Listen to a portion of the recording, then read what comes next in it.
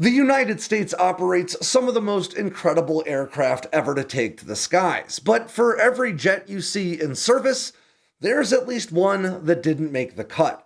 And what that means is the US has a big pile of incredible platforms that it's just left on the scrap heap.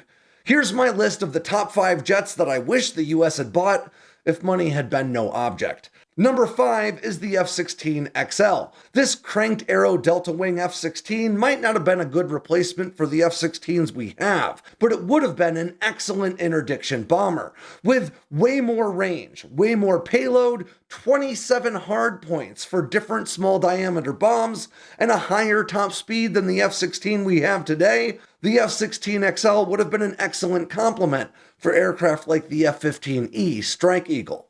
Number 4 is the A-12 Avenger II, or the Flying Dorito, as some people know it. This aircraft was a US Navy program that aimed to field a stealth fighter for America's flat tops all the way back in 1988. And unlike the F-117, this A-12, complete with that attack prefix, actually would have been a stealth fighter, complete with onboard radar and the ability to leverage a variety of air-to-air weapons. The A-12 ended up way over budget, way overweight, and way behind schedule, but if we could have made it work, it would have been the world's first ever stealth fighter. Number 3 is the YF-12, which is the SR-71's missile-packing sibling. The YF-12 carried 3 AIM-47 Falcon air-to-air missiles, which were the direct precursor to the AIM-54 Phoenix that would later find fame on the F-14 Tomcat. The YF-12 would have been the only interceptor in the world that could beat the MiG-25 in a drag race, and it would have been the largest fighter ever if it had gone into service. Number 2 is Northrop's YF-23.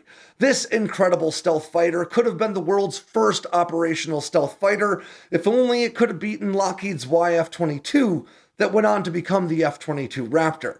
The YF-23 had a smaller radar cross-section and a greater unrefueled range than the Raptor it was competing against, but ended up losing the contract because of the F-22's incredible performance and a little bit of politicking behind the scenes. And number 1, the fighter I wish we could have gotten more than any other, is the Super Tomcat 21, the proposal for an all-new build F-14 that would have gone into service instead of the FA-18 Super Hornet. This aircraft would have looked like a Tomcat, but with all-new modernized internals, and potentially even thrust vector control, making it likely the most maneuverable 4th-generation fighter on the planet. If this jet had gone into service, I have no doubt that it would still, to this day, be the best 4th-generation fighter in service. But instead, it just got stuck on the drawing board.